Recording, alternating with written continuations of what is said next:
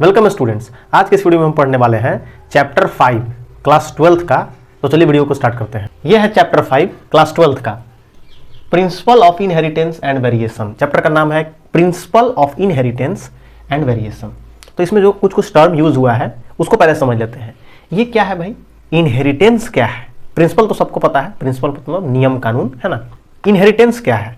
तो इनहेरिटेंस का डेफिनेशन यहाँ पे है character that gain from parents, मतलब कि वैसा कैरेक्टर जो हमें पेरेंट्स से प्राप्त होता है, जो हमारे माता पिता हैं उनसे जो लक्षण गुण हमें मिलता है उसको हम लोग क्या कहते हैं? इनहेरिटेंस।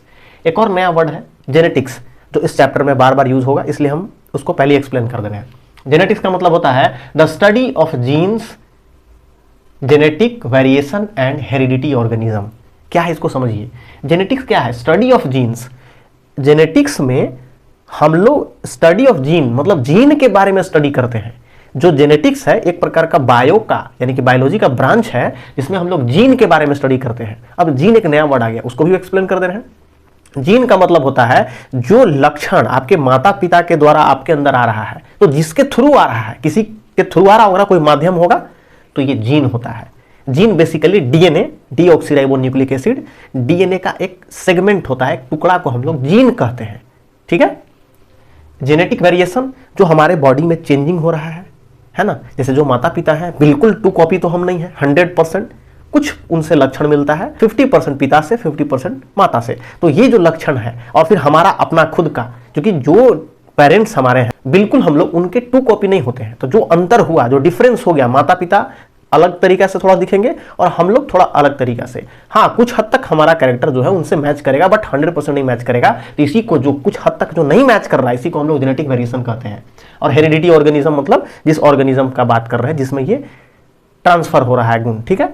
अब इसमें ना पहला ही टॉपिक है मेंडल्स लॉ ऑफ इनहेरिटेंस। इसका मतलब क्या होता है? इस चैप्टर में ना मेंडल्स एक वैज्ञानिक थे, एक साइंटिस्ट थे।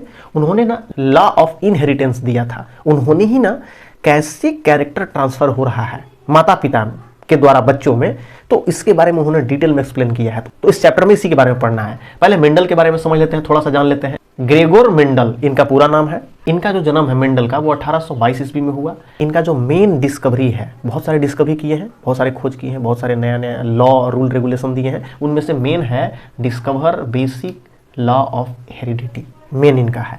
तो उसी के बारे में आज हम पढ़ेंगे। तो इन्होंने कैसे ये लॉ दिया, इन्होंने लॉ ऑफ इनहेरिटेंस कैसे बनाया या उसके बारे में कैसे एक्सप्लेन किया। तो इन्होंने एक एक्सपेरिमेंट किया। किस चीज पे एक्सपेरिमेंट किया?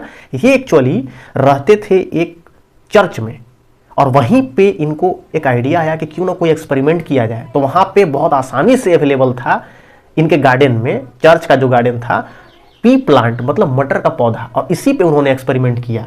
Experiment on P plant. क्या था वो एक्सपेरिमेंट? चलिए समझते हैं।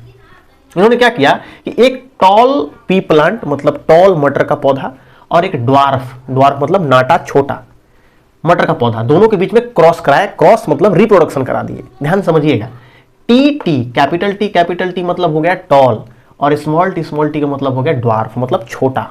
ये हम लोग डिनोट कराएं। दोनों को जब हम रिप्रोडक्शन कराएं, क्रॉस कराएं, रिप्रोडक्शन या क्रॉस, रिप्रोडक्शन ह्यूमन में हम लोग बात करते हैं जैसे, वैसे ही यहां पे हम लोग क्रॉस प्लांट्स में बात करेंगे। ओके।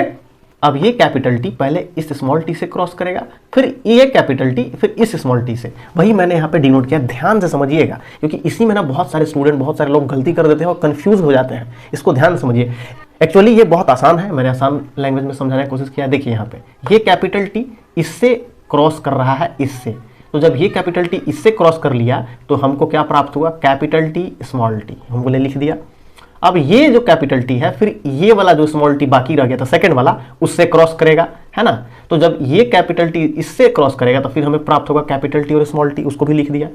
अब सेकंड वाले पे आते हैं। ये जो कैपिटल टी है ये इससे क्रॉस करेगा फर्स्ट वाले से, तो यहाँ पे हमें प्राप्त होगा कैपिटल टी स्मॉल टी। फिर ये जो कैपिटल टी है फिर इससे क्रॉस करेगा तो हमें प्राप्त होगा कैपिटल टी स्मॉल टी। ठीक है। मतलब इसको पहले 2 बार इससे क्रॉस कराएंगे, फिर ये वाला कैपिटल टी जो सेकंड वाला है इसको भी 2 बार क्रॉस कराएंगे और जो आएगा उसको लिख देंगे। इसको हम लोग जनरली पेरेंट्स समझेंगे, है ना, पेरेंट्स मान लेते हैं इसको। और ये जो हमको प्राप्त हुआ 4 अलग अलग तरीके के प्लांट, इसको हम लोग F1 जनरेशन कहेंगे। कौन जनरेशन? F1 यानी कि फर्स्ट जनरेशन। अब ये जो फर्स्ट जनरेशन में हमें जो प्राप्त हुआ है ना, ध्यान देने वाली चीज है, ये सारा का सारा हम लोग हाइब्रिड प्राप्त हुआ हमें, हाइब्रिड। और ये जो है हम लोग इसको मानेंगे टॉल। अब टॉल क्यों मानेंगे वो भी समझिए।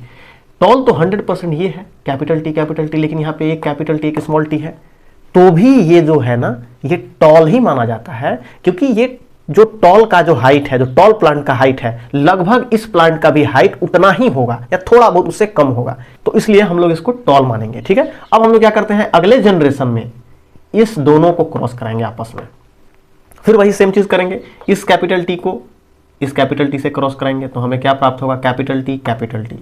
अब इस कैपिटल टी को इस स्मॉल टी से क्रॉस कराएंगे तो हमें क्या प्राप्त होगा, कैपिटल टी स्मॉल टी। अब ये जो स्मॉल टी है इसको क्रॉस कराएंगे इस कैपिटल टी से तो हमें क्या प्राप्त होगा, स्मॉल टी और कैपिटल टी। लेकिन हम लोग यहाँ लिखने के लिए है ना, आसानी से समझने के लिए कैपिटल टी पहले लिख दिए फिर स्मॉल टी, बात बराबर है, कोई दिक्कत नहीं है। फिर स्मॉल टी को हम लोग फिर क्रॉस कराएंगे इस स्मॉल टी से तो हमें क्या प्राप्त होगा, स्मॉल टी स्मॉल टी। ये 4 हमको प्लांट प्राप्त होगा। अब इसको हम लोग बोलेंगे F2 जनरेशन, यही उन्होंने समझाया।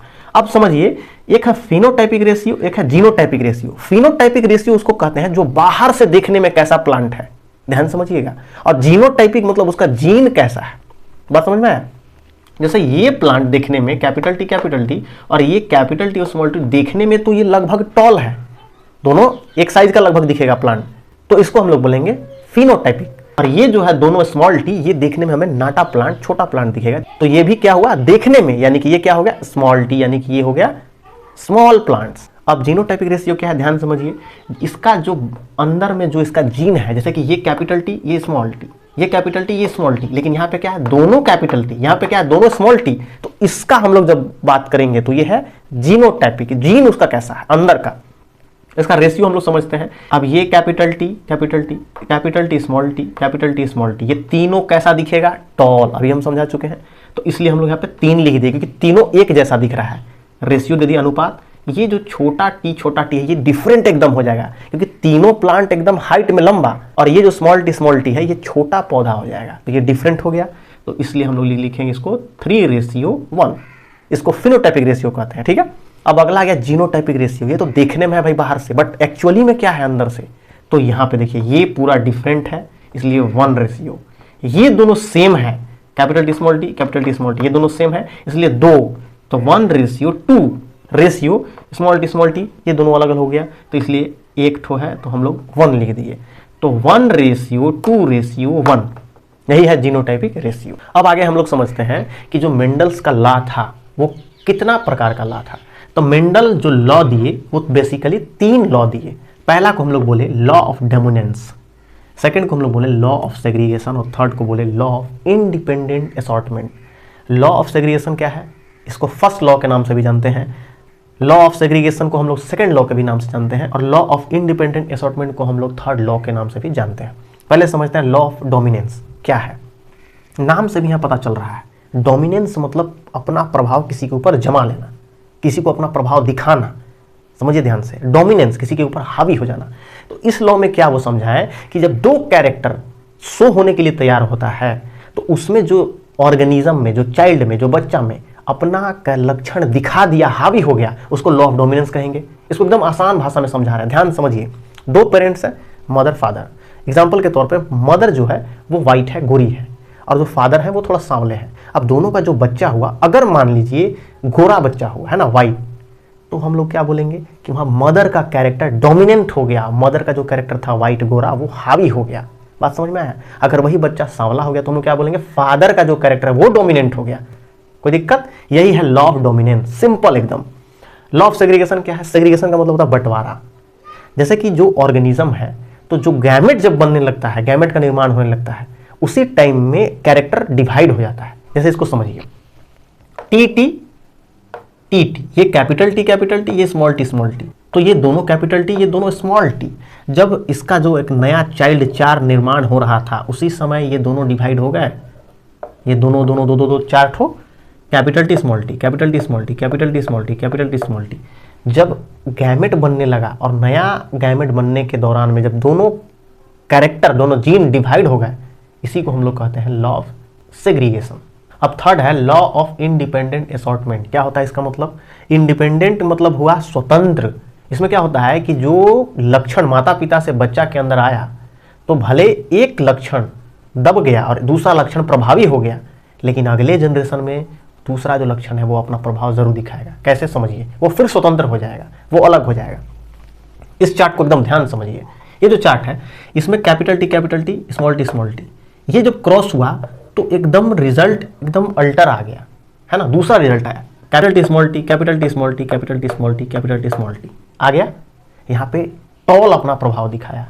ओके, लेकिन जैसे ये दोनों, ये तो फर्स्ट जनरेशन है, अब जैसे ही ये दोनों को क्रॉस कराएंगे तो यहाँ पे देखिए ध्यान देने वाली चीज है, यहाँ पहले ही नंबर पे ये अलग हो गया टॉल। बात समझ में आया? ये दोनों इसके जैसा, और ये लास्ट वाला ड्वार्फ का जहाँ पे नामो निशान नहीं था फर्स्ट जनरेशन में, ये सेकेंड जनरेशन में टोटली डिफरेंट हो गया और अपना पोजीशन पकड़ लिया। ये अलग प्रकार का प्लांट फिर से हो गया अपना पहले वाला रूप में। इसी को कहते हैं लॉ ऑफ इंडिपेंडेंट असॉर्टमेंट। वो फिर से स्वतंत्र हो गया, वो फिर से फ्री हो गया। और ये टी जो है, कैपिटल टी दोनों, ये टॉल फ्री अलग हो गया, और ये जो स्मॉल टी है, ये ड्वार्फ मतलब नाटा पौधा, छोटा पौधा, ये डिफरेंट अलग हो गया। और ये जो दोनों पौधा है ये टॉल में भी आएगा, लेकिन इसको हाइब्रिड हम लोग कहेंगे। ठीक है, तो आज की वीडियो में हम पढ़े मेंडल लॉ के बारे में, मेंडल लॉ का टाइप्स कितना होता है, हम लोग क्रॉस के बारे में पढ़े, कैपिटल टी, स्मॉल टी। तो फिर आज के लिए इतना ही। उम्मीद करते हैं कि ये वीडियो आपको अच्छी लगी होगी। वीडियो अच्छी लगी, वीडियो को लाइक कर देना, शेयर कर देना, अपने फ्रेंड्स को ये वीडियो दिखाइए। तो फिर आज के लिए नहीं, तो फिर मिलते हैं नेक्स्ट वीडियो में। तब तक के लिए गुड बाय, टेक केयर।